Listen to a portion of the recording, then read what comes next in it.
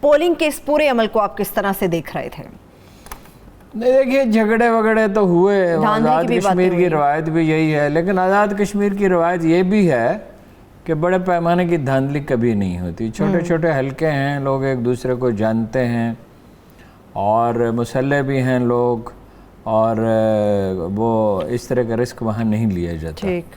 اور کوئی یعنی پیپلز پارٹی کو اور نون لیگ کو دونوں کو اندازہ تھا کہ وہ ہار رہے ہیں، وہ ذہنی طور پر اس کے لیے تیار تھے، اور اسی لیے وہ پہلے ہی سے یہ شور مچا رہے تھے. دھاندلی جب ہوتی ہے تو کہیں سے کوئی پرچیاں نکلتی ہیں پڑی ہوئی، کہیں مطلب ٹھپے لگائے جاتے ہیں، کہیں یہ پولنگ ایجنٹوں کو باہر نکالا جاتا ہے، کہیں لوگوں کو، آج کل تو ہر آدمی کے ہاتھ میں موبائل ہے، کہیں کسی کو ٹھپے لگاتے ہوئے دکھایا جاتا ہے.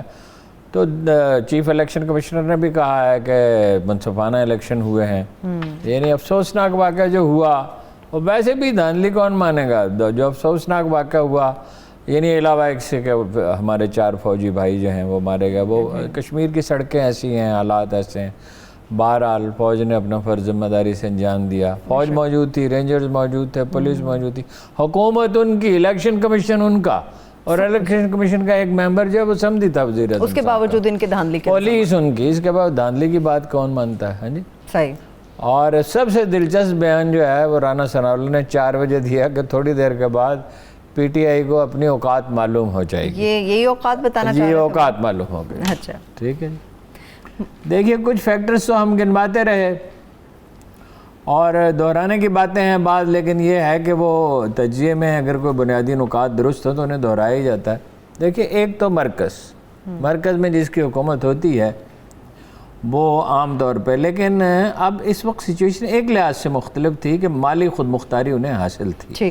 انہیں اس طرح کا مرکز اثر انداز تو ہوتا ہے مگر اتنا اثر انداز اب نہیں ہو سکتا مالی خود مختاری کے بعد. سب سے اہم فیکٹر یہ رہا، 2 فیکٹر اہم رہے. سب سے اہم فیکٹر یہ رہا کہ مریم نواز نے بھی اور بلاول نے بھی مقبوضہ کشمیر میں سارے ظلم و ستم کا یعنی بہیمانہ طرز عمل کا ذمہ دار عمران خان قرار دیا، اور اسے کہا کہ اس نے کشمیر کو بیچ ڈالا ہے. یہ ان کا بیانیہ رہا. جی اس کے برعکس عمران خان نے یہ کیا، ایک تو اس نے بھارتی پالیسیوں کو مذمت کی اور پوری قوت سے مذمت کی. درست. یعنی آپ اندازہ لگائیں، خیر اس میں بعد میں آتا ہوں. اور دوسرا یہ ہے کہ اس نے ایک ترقیاتی پورا جامع پیکج پیش کیا. گیلپ کے سروے میں یہ ہے کہ سڑکیں نہیں ہیں، پانی نہیں ہے، وہ تو اہم ہے اور وہ کریں گے، اسی پہ کام کریں گے تو مستحکم ہوگی حکومت.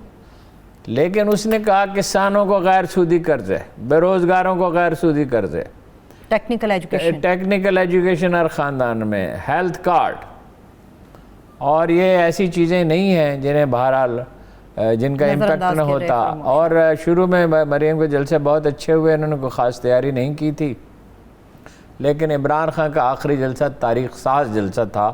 یعنی اتنا بڑا تھا کہ خود پی ٹی آئی اس کی توقع نہیں کر رہی تھی. یہ رزلٹ یہ کہتا ہے، دیکھیں پولنگ بہت ہوئی، 60-70%. اسماعیل گجر صاحب نے فرمایا اپنے لیڈر کی، حالانکہ وہ جیت رہے ہیں، اسماعیل گجر جیت رہے ہیں، اپنے لیڈر کی پیروی میں یہ فرمایا کہ ایسا تو بھارت میں نہیں ہوتا. بھارت میں ایسا نہیں ہوتا. کیسا ہوتا؟ بھارت میں 1 لاکھ آدمی قتل ہو گئے، 10-20 ہزار بچے اغوا کیے گئے، 10-15 ہزار آدمی ٹارچر سیلوں میں پڑے ہیں، ساری لیڈرشپ قید ہے، باغات جلا دیے گئے، مارکیٹیں گن پاؤڈر چھڑک کے جلا دی گئی، پیلٹ گنوں سے بے شمار اندھے ہو گئے لوگ، بے شمار بچے اٹھا لیے گئے جن کی ماؤں کو معلوم نہیں وہ کہاں ہیں، دور دراز کی بھارتی جیلوں میں پڑے ہیں. جب وہاں الیکشن ہوتے ہیں تو 5 سے 10% سے زیادہ، 87 میں تو 2% ووٹ پڑے تھے. ہاں جی. اور دھاندلی اس بڑے پیمانے کی ہوتی ہے اور اس کو وادی کو وفاق کا حصہ بنا دیا گیا، لداخ کو الگ کر دیا گیا. پھر بھی انڈیا میں یہ نہیں ہوتا.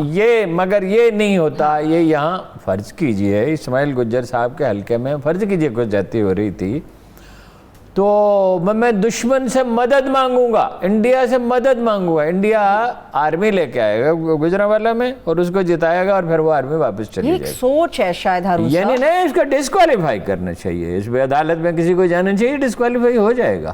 ملک کو مذاق ہے. اور ان کی جو پوری مہم میں بھارت نوازی تھی، یعنی وہ نظر بھی آئی، اس پہ اپنا مہر لگا دی نواز شریف صاحب نے، وہ ایک ملاقات سے، اس ملاقات سے، حمداللہ محب سے ملاقات کے ساتھ، اس ملاقات کا معاملہ یہ ہے، آج میں نے ٹریس کرنے کی کوشش کی اچھا، کہ بھارتیوں نے اس کے لیے کوشش کی، امریکیوں کو آمادہ کیا، امریکیوں نے متحدہ عرب امارات کی ذمہ داری لگائی، اور اپنا عاقبت نااندیش نواز شریف صاحب نے اس سے ملاقات ہو گئی۔ اب اس کے طرح طرح کے جواز تراشے جا رہے ہیں کہ باجوہ صاحب بھی تو ملے تھے، باجوہ صاحب ایک سرکاری حیثیت میں سرکاری عہدیدار سے اس وقت ملے جب اس نے یہ اس طرح کی گفتگو نہیں کی تھی۔ آپ کس حیثیت میں کسی اچھا، پھر وہ بھی ایک ایسا شخص ہے جو پچھلے چند مہینوں میں تاریخیں تک اس کی بتائی جا سکتی ہیں کہ وہ مستقل طور پر اجیت دوول کے ساتھ رابطے میں رہتا ہے، مستقل طور پر۔ وہ نیشنل سیکورٹی ایڈوائزر ہے، این ڈی ایس جو یہاں تقریب کاری کرتی ہے اس کا وہ انچارج ہے۔ اس سے وہ کس سلسلے میں ملے، اس کی کوئی وضاحت تو کرے نا، وہ بتائیں تو صحیح، کیا انہوں نے اپنی پارٹی سے پوچھا، کیا اپنی پارٹی کو اعتماد میں لیا، اس سے کیا بات وہ کرنا چاہتے تھے؟ مریم صاحبہ کہتی ہیں یہ نواز شریف صاحب کے نظریے کی اساس ہے پڑوسیوں کے ساتھ اچھے تعلقات رکھیں، پڑوسیوں کے، بھارت کے ساتھ اچھے تعلقات رکھیں، افغانستان کے ساتھ اچھے تعلقات رکھیں، اور اس پہ کبھی احتجاج نہ کریں کہ وہ یہاں قتل عام کر رہے ہیں۔ 60-70 ہزار ہمارے شہری شہید ہوئے، کوئی جگہ ہماری بچی نہیں، کوئی دفتر، کوئی مزار، کوئی مارکیٹ، کوئی منڈی، کوئی، یعنی 6,000 تو فوجی جوان شہید ہوئے اور ان میں افسروں کے بڑا تناسب ہے، یعنی اتنے تو ہمارے 65 اور 71 کے وار میں لوگ شہید نہیں ہوئے تھے جتنے شہید ہوئے، اس کی مذمت کبھی نہیں کی، ٹھیک ہے؟ اور پڑوسیوں کے ساتھ اچھے تعلقات رکھے، اس کا آزاد کشمیر کے لوگوں نے آج اس کا جواب دے دیا، نون لیگ کا صفایا ہو گیا۔ نون لیگ جو ایک بڑی پارٹی ہے پاکستان کی اور جو مد مقابل ہے، جس نے پنجاب میں پی ٹی آئی سے زیادہ سیٹیں جیتی تھی پنجاب اسمبلی میں، اور وہ تو آزاد ارکان اگر نہ ملتے وہ حکومت نہیں بنا سکتی تھی، اس کا جواب یہ ملا ہے انہیں۔ آج لاہور کی 2 سیٹیں وہ ہارے اور بہت بری طرح ہارے، اور آزاد کشمیر میں بھی 4 سیٹوں پہ ان کی برتری ہے۔ جو ٹی وی پہ خبریں دے رہے ہیں وہ ٹھیک ہیں اپنی جگہ پہ، لیکن یہ ہے کہ جو میں نے دیکھا ہے، یہ نوٹ کیا کتنی سیٹوں پہ برتری انہیں مل رہی ہے۔ 23 سیٹوں پہ برتری ہے پی ٹی آئی کی، ٹھیک، سردار ابراہیم کے دونوں پوتوں کو برتری حاصل ہے، ابھی تک برتری ہے، یہ نہیں میں کہہ رہا جیت گئے۔ اور سردار عتیق جو ان کے یہ حلیف ہیں، اور سردار عتیق جو ان کے حلیف ہیں، ان کی اتنی زیادہ برتری ہے کہ اس کے ختم ہونے کا کوئی امکان ہی نہیں ہے، یعنی ان کا امیدوار جو ہے اس کے آدھے ووٹ ہیں ان کے مقابلے میں، ٹھیک ہے، آدھے سے بھی کم ہے۔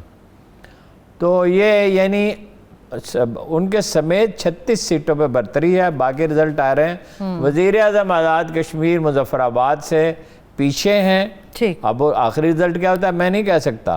لیپا پہ ان کی حالت اور بھی خراب ہے، وہاں سے رزلٹ نہیں آ رہے، لیکن وہاں سے اطلاع یہ تھی۔ اور فاروق حیدر کی خاص طور پہ وجہ یہ ہے، Farooq Haider had a very good image, ایک آنیسٹ، محنتی، پرجوش آدمی تھا، محنتی، آرگنائز تو نہیں تھا، وجہ کیا بنی؟ تو ان کا امیج تباہ ہو گیا، ان کے بارے میں یہ تاثر ہوا، وہ ان کی اولاد، ان کا داماد، یہ وہ، ان پہ یہ تاثر پیدا ہوا۔ اب باقی تو خیر کسی چیز کی تحقیق ہو تو رائے دی جا سکتی ہے کہ مالی معاملات میں انہوں نے بے ضابطگیوں کا ارتکاب کیا اور بڑے پیمانے پر ارتکاب کیا۔ پھر انہوں نے جب نواز شریف حکومت سے نکالے گئے اور سپریم کورٹ کے حکم پر نکالے گئے، انہوں نے کہا میں بغاوت کر دوں گا۔ کس سے بغاوت کر دیں گے؟